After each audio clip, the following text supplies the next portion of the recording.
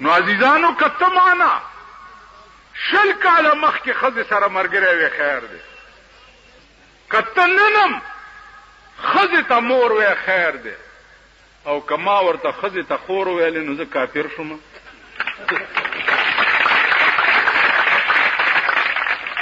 دی خو وګورئ، اگر چې زه د ښځو مزه ګوره سخت خلاف، اول به دا بې نظیره مړه کوم یا به په کور کې کینو، سخت خلاف.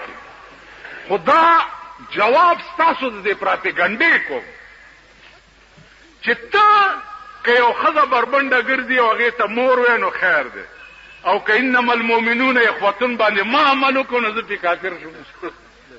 دی خو وګوره د ملا د ښځې لوی ملګری خو ملا دی، را پیدا نه چې ملا ورته په غوږ کې بانګ وي.